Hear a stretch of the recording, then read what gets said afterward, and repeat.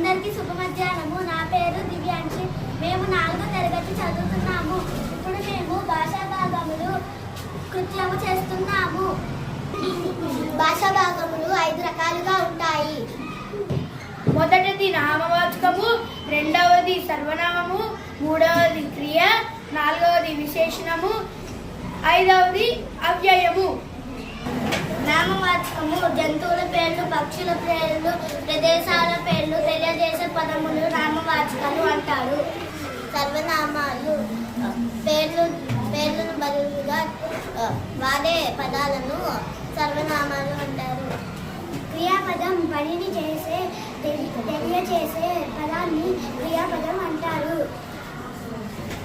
నామవాచకము సర్వనామం యొక్క గుణాన్ని తెలిపే పదాలను విశేషణ పదాలు అంటారు. లింగవచన లేని పదాలను అవ్యయము అంటారు.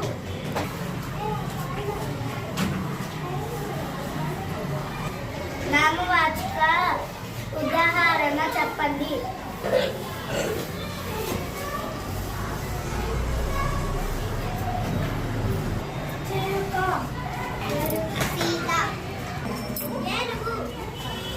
తెలుగు,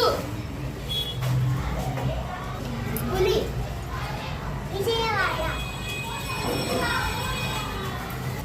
పుస్తకం, రాముడు, హైదరాబాద్. సర్వనామము ఉదాహరణ చెప్పండి.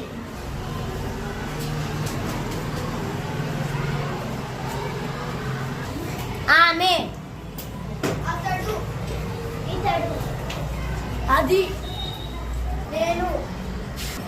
క్రియాపదానికి ఉదాహరణ చెప్పండి.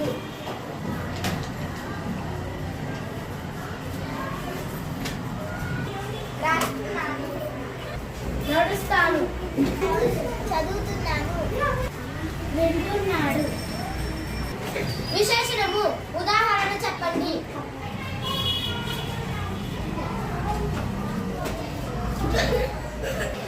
తెల్లని, తీయని, కమ్మని, చిన్నగా, పెద్దది.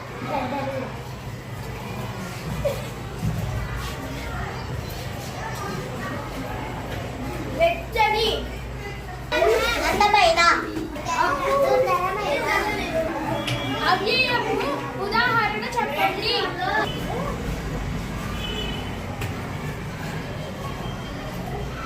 అమూల్య,